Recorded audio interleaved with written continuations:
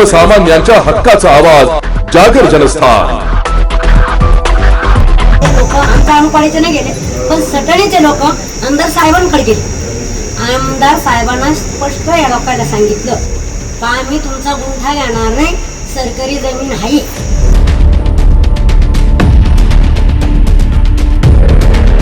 चुकून नोंदी पाड्यात टेकून ते रद्द करू। मग मी म्हटलं माझा आहे का? मग तुम्ही जर चुकून पाडले, राजा बोले दल आले, राजा बोले दल आले। पूर्वीचे लोक म्हणतात राजानं सांगितलं तर सारी पाहिजे ऐकती। मग जर चुकून जर पाड्या तर आमदार साहेबांनी एवढंच सांगायचं ते चुकून पाड्या तर तुम्ही परत साहेब हे रद्द करा।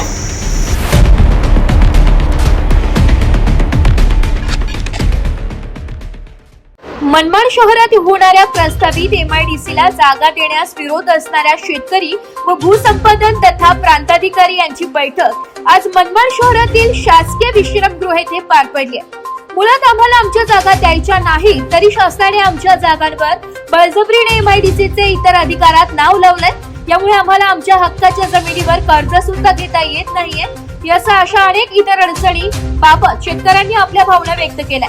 प्रांताधिकारी यांनी देखील सर्वांच्या सूचना लिहून घेत मी हा सर्व अहवाल शासन व जिल्हाधिकारी याच्याकडे पाठवतो असे आश्वासन दिले। या बैठकीत पोलीस प्रशासनाने शेतकऱ्यांवर दबाव टाकण्यासाठी मोठ्या प्रमाणावर पोलीस बंदोबस्त लावल्याचा आरोप लोकशाही धडक मोर्चाचे अध्यक्ष शेखर पगार यांनी केलाय। तर MIDCचा केवळ सर्व्हेवर पाठवून शेतकऱ्यांची मजाक घेण्याचा प्रकार करण्याचा प्राधिकरण विभागाचा बाजार समितीचे माजी सभापती दीपक गोगड यांनी निषेध केलाय। तर शासनाकडे मोठ्या प्रमाणावर जमिनी उपलब्ध असताना केवळ शेतकऱ्यांच्या जागा घेण्यासाठी शासन का बळजबरीने करत आहे? जर शेतकऱ्यांवर बळजबरी केली तर शेतकरी पेटून उठेल व भूसंपादन करणाऱ्या अधिकाऱ्यांना शेतीच्या बांधावर चढू देणार नाही अशी भूमिका शेतकरी नेते पद्माकर निळे यांनी घेतली आहे। एकूणच अतिशय गंभीर वातावरणात ही बैठक संपन्न झाली।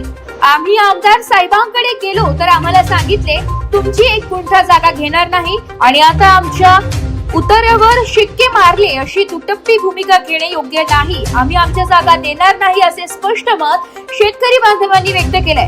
भविष्यात जर आम्हाला न्याय मिळाला नाही तर आम्ही रास्ता रोको करू व या सर्वस्वी प्रशासन जबाबदार असेल असे मत देखील शेतकरी बांधवांनी व्यक्त केलंय। ही गोष्ट खरी। आमच्या लोकांना आम्ही सांगितलं असे ते पाठवले ते नाही। तुम्ही म्हणता ना 6 महिने झाले तुम्हाला तेव्हा त्यांना तुम्ही त्यांचे अधिकारी तुम्हाला करणं गरजेचं आहे। वरून शासनाने सांगितलं तुम्ही काय आमचे अधिकारी तुम्ही ते नाही सांगितलं तुम्ही लवकर हे तुम्हाला करणं गरजेचं आहे। तुम्ही नोंदी टाकल्या नाही 6 महिने हे आमच्या गावचे लोक आमच्या अनुपाडीचे नाही गेले, पण सटणीचे लोक आमदार साहेबांकडे गेले। आमदार साहेबांना स्पष्ट या लोकांना सांगितलं का आम्ही तुमचा गुंठा घेणार नाही, सरकारी जमीन आहे। आणि मग हे लोक शांत येऊन घरी झोपले, परत येणे विचारच केला नाही त्या गोष्टीचा। आणि आता गेले तर ह्या लोकांनी तिने काय सांगितलं का चुकून नोंदी पाड्यात टेकून ते रद्द करू। मग मी म्हटलं पण त्या दिवशी मी नव्हते, नाही ते मी म्हणले असते माझ्या मुलासारखा ते काय एवढे नाही मारला असतं हे लोक लगेच काय म्हणे चुकून पाड्या ते तुम्ही नाही माझा आहे का? मग तुम्ही जर चुकून पाड्या राजा बोले दल आले, राजा बोले दल आले। पूर्वीचे लोक म्हणतात राजानं सांगितलं तर सारी पाहिजे ऐकती। मग जर चुकून जर पाड्या तर आमदार साहेबांनी एवढंच सांगायचं ते चुकून पाड्या तर तुम्ही परत साहेब हे रद्द करा। ठीक आहे, आता तुमच्या सगळ्यांच्या भावना समजल्या। एवढी माझी नम्र विनंती आमच्या शेतकऱ्यावर आवश्यकता अन्याय करू नका। आमदार महोदय सर, नांदगाव तालुक्यातील मौजे अनकवाडे व सटाणे या ठिकाणी प्रस्तावित असलेले महाराष्ट्र औद्योगिक विकास महामंडळाकरताचे भूसंपादनाच्या संदर्भात ज्या शेतकऱ्यांचे क्षेत्र संपादन येत आहे त्यांनी 17 तारखेला प्रांत अधिकारी कार्यालय या ठिकाणी येऊन निवेदन दिलं होतं। सदर निवेदनाच्या अनुषंगाने आज मनमाड येथे संबंधित सर्व शेतकऱ्यांशी चर्चा करण्यासाठी बैठक आयोजित करण्यात आली होती। या बैठकीमध्ये सन्माननीय नगराध्यक्ष त्याचबरोबर सर्व शेतकरी प्रतिनिधी सर्व उपस्थित होते।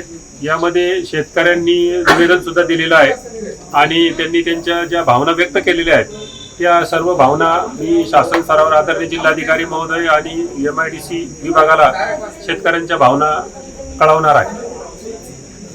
गेल्या 17 तारखेला येवला प्रांत ऑफिसला आम्ही जे त्याला आंदोलन केलं होतं त्याच्या पार्श्वभूमीवर आपले सन्माननीय प्रांतसाहेब गाडवे साहेब यांनी मनमाड रेस्ट हाऊसला शेतकऱ्यांची एक जी बैठक लावली होती.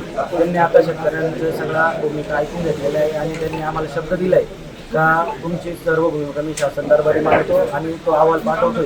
तर आम्ही साहेबांच्या शब्दाला मान देऊन आता अहवाल येईपर्यंत आणि त्या अहवालाची आम्हाला एक प्रत येईपर्यंत आम्ही शांत बसणार आहे. आणि तरी जर याच्यावर शासनाने ठोस निर्णय घेतला नाही तर येणाऱ्या पुढील काळात आम्ही तीव्र स्वरूपाचं आंदोलन करणार याला सर्वस्वी शासन जबाबदार राहणार आहे. आज मनमाड शासकीय विश्रामगृहात अनेकवाडे सटाणे येथील जे प्रकल्पग्रस्त शेतकरी आहेत त्यांची आज प्रांतसाहेब, मंडळ अधिकारी आणि पोलीस प्रशासनाच्या याच्याखाली बैठक झाली. शेतकऱ्यांची ठाम मागणी आहे की जी MIDC येते त्या MIDC साठी आम्ही आमची जमीन देणार नाही. किती मोठी किंमत मोजावी लागली तरी चालेल, परंतु शेतकरी बांधवांना माझी नम्र विनंती आहे कुठलाही भेदभाव न करता आपसातले जे छोटे मोठे मतभेद असतील ते विसरून एकत्र येऊन हा आपल्याला लढा लागणार आहे. कारण आज परिस्थिती पाहिली इथं आम्ही मीटिंगमध्ये की दबाव तंत्राचा फार मोठा वापर होताना दिसत आहे. म्हणजे शेतकऱ्यांनी मनमोकळेपणे आपले मुद्देच मांडू नये अशा पद्धतीची जर यंत्रणा राबवली जात असेल तर याचा देखील आम्ही शासन आणि प्रशासनाचा जाहीर निषेध करतो. लवकरच मी सन्माननीय मुख्यमंत्री देवेंद्र फडणवीस साहेब यांची भेट घेणार आहोत की जर शेतकऱ्यांना मोकळं बोलूच दिलं जात नसेल तर करायचं काय. इथले तलाठी असतील, ग्रामसेवक असतील हे शेतकऱ्यांना स्पष्ट सांगतात की तुमच्याने जे होईल ते करा. मग शेतकऱ्यांनी करायचं काय. मग इतकी वाईट परिस्थिती आज आपल्या नांदगाव तालुक्यामध्ये झालेली आहे. म्हणून माझी स्पष्ट विनंती आहे सगळ्यांना कुठल्याही दबाव तंत्राला न घाबरता आपल्या बाबदाची जमीन जाते पण तुम्ही जर ठाम राहिले तर तुम्हाला न्याय मिळवून द्यायची जबाबदारी माझी राहील. प्रांत साहेबांना माझी नम्र विनंती आहे जे सक्षम अधिकारी आहेत, जे सक्षम लोकप्रतिनिधी आहेत, जे या प्रकल्पाशी संबंधित आहेत यांची बैठक लावण्यात यावी. अन्यथा 2 मे रोजी मनमाड येथे रास्ता रोको आंदोलन करण्यात येईल याची सगळ्यांनी दखल घ्यायची. सगळ्यांना माझी नम्र विनंती आहे. कुटुंबासहित तुम्हाला हजर राहावं लागणार आहे कारण आज आपल्या मागे कोणी उभं राहायला तयार नाही. आपली लढाई आपल्याला लढावं लागणार आहे. जागर जनस्थानसाठी प्रतिनिधी आमिन शेख, मनमाड.